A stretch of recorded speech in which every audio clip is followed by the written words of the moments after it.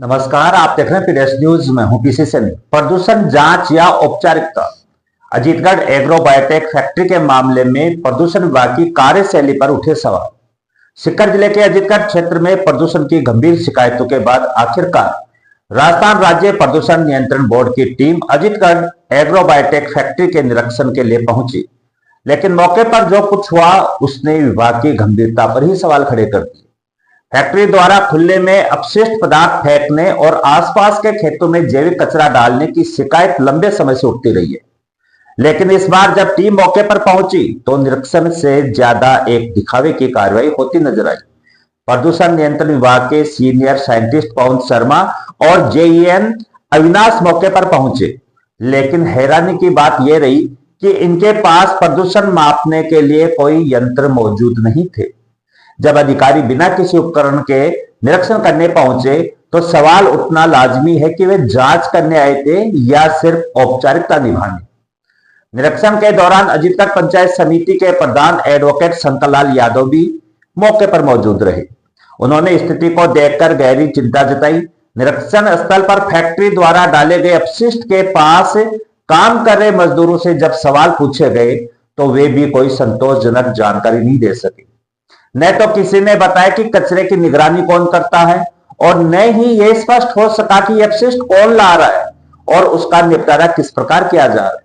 यह शिकायत पहले भी जिला कलेक्टर सीकर के समक्ष आयोजित साधारण सभा में उठ चुकी थी, जिसके बाद कलेक्टर के आदेश पर यह जांच टीम मौके पर भेजी गई।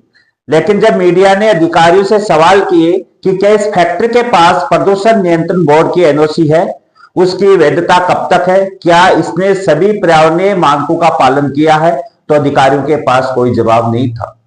उन्होंने न तो इन सवालों को गंभीरता से लिया और न ही कोई स्पष्ट जानकारी दी।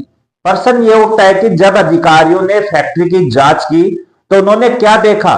क्या उन्हें कोई गड़बड़ी नजर नहीं आई या वे जानबूझकर नजरअंदाज कर गए? मीडिया के बार बार पूछने के बावजूद उनकी चुप्पी ने पूरे मामले को संदेहास्पद बना दिया है।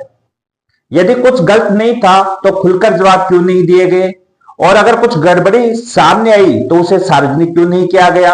स्थानीय लोगों का कहना है कि इस फैक्ट्री से निकलने वाली दुर्गंध ने उनका जीना मुश्किल कर दिया है।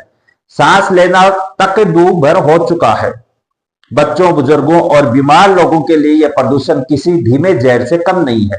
त्वचा रोग, सांस की तकलीफ, जल जनित बीमारियां जैसी समस्याएं बढ़ रही हैं, लेकिन इसके बावजूद अब तक न तो फैक्ट्री के खिलाफ कोई ठोस कार्रवाई की गई और न ही अपशिष्ट निपटाने को लेकर कोई स्पष्ट दिशा निर्देश जारी किए गए। लोग ये सवाल पूछ रहे हैं कि जब प्रदूषण की शिकायतें पहले भी दी गई थी तो अब तक ठोस कदम क्यों नहीं उठाए गए? क्या विभाग सिर्फ शिकायत मिलने के बाद एक खाना पूर्ति करके लौट जाता है?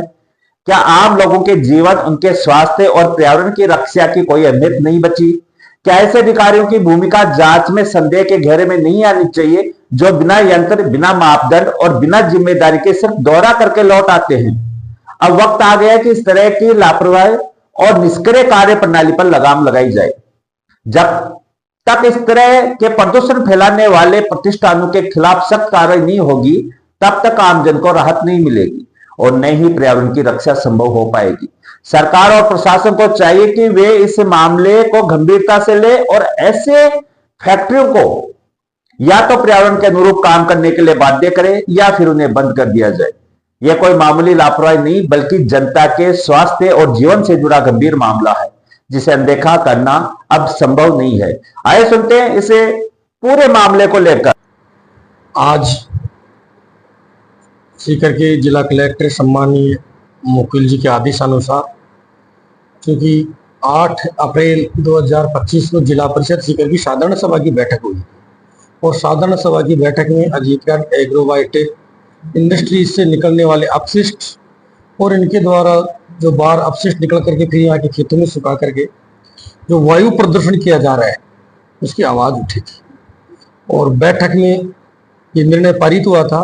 कलेक्टर साहब ने आदेशित किया था कि पोल्यूशन कंट्रोल बोर्ड के अधिकारी, प्रधान पंचायत समिति अजीतगढ़ के साथ एक संयुक्त टीम इस जगह का निरीक्षण करेगी और भौतिक सत्यापन करेगी कि क्या वाकई फैक्ट्री से निकलने वाला अपशिष्ट पदार्थ यहाँ के खेतों में सुखाया जा रहा है और आसपास टैंकरों के माध्यम से डाला जा रहा है, जिससे कि यहाँ गायों की मौत हो रही है।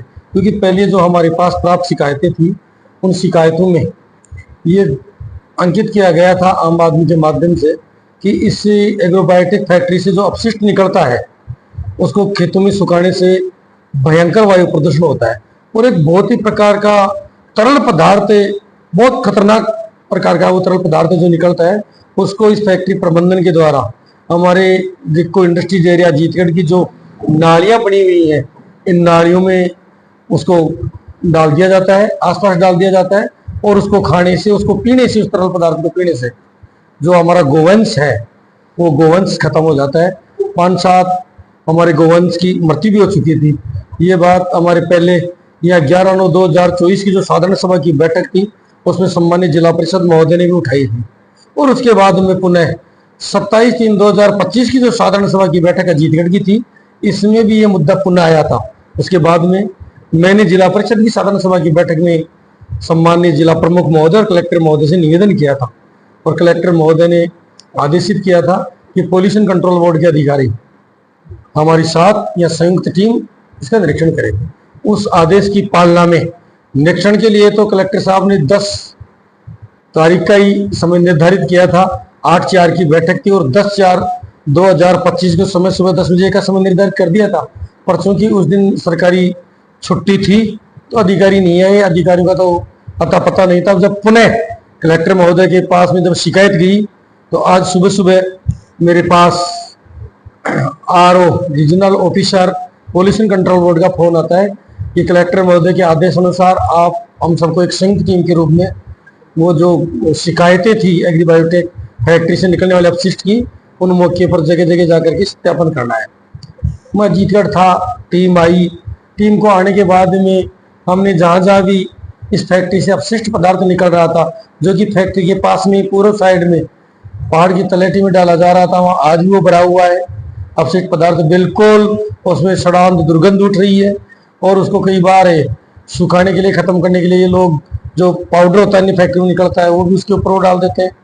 हमारा जो गोवंश जहाँ खत्म हुआ था उन नालियों में आकर के हमने देखा तो उन नालियों में भी उनका जो अपशिष्ट पदार्थ था वो बह रहा था, उसका अवशेष भी मिले हैं। खेतों में गटक नेत के पास जहाँ की शिकायतें थी, पहले पुलिस प्रबंधन ने जाकर के वहाँ की गाड़ियों को रिलीज करवाया था, क्योंकि गाँव वालों ने पहले भी वहाँ उनकी गाड़ियों को रोक दिया था।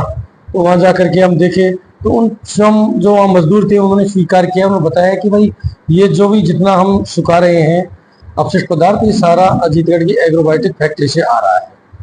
और उनसे ठेकेदार का नाम पता जब हमारे अधिकारी जो टीम में आए थे उन्होंने पूछा, उन्होंने साफ मना कर दिया। जिस अधिकारी का उन्होंने नाम बताया, जिस ठेकेदार का, उस ठेकेदार ने तो अपना माल होना ही नहीं बताया। उसने तो साफ इनकार कर दिया कि मैं इस माल का कोई मालिक नहीं हूँ। कुल मिला के हमारी टीम ने जिन जिन लोगों को फोन किया और पूछा कि लेबर ने जिन जिन लोगों का होना बताया था उनको फोन करके पूछा तो सबने मना कर दिया कि ये माल हमारा है ही नहीं। इनसे और एग्रोबायोटिक प्रबंधन से जो भी इनका ठेकेदार है जो इनसे माल खरीदता है उनका ये फर्म का अता पता लगाएं, उसका अनुसंधान करें, क्योंकि जिन जिन ठेकेदारों का नाम सामने आया उन सब ने तो मना ही कर दिया कि हमारा यही नहीं है।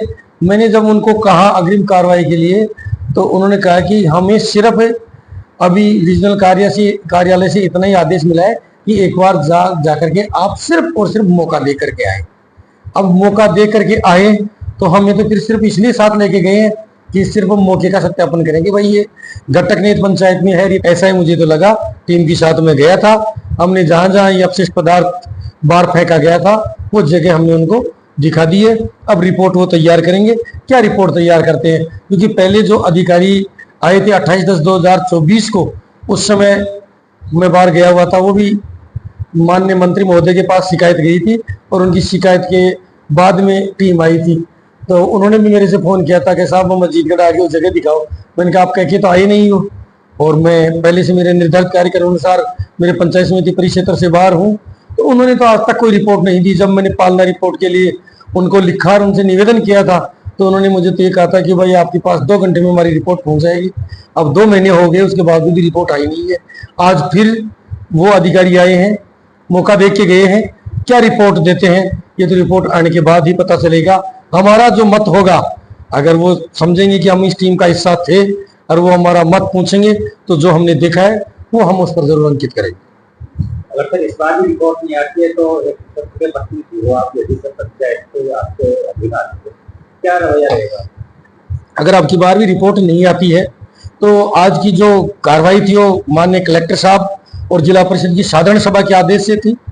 आगे हम पुनः साधारण सभा को निवेदन करेंगे जिला परिषद की ओर, और कलेक्टर साहब के आदेश की अवहेलना होती है तो हम सरकार से, राजस्थान सरकार में माननीय मंत्री महोदय और जो भी उचित अपीलांट अथॉरिटी है वह बिल्कुल हम निवेदन करेंगे।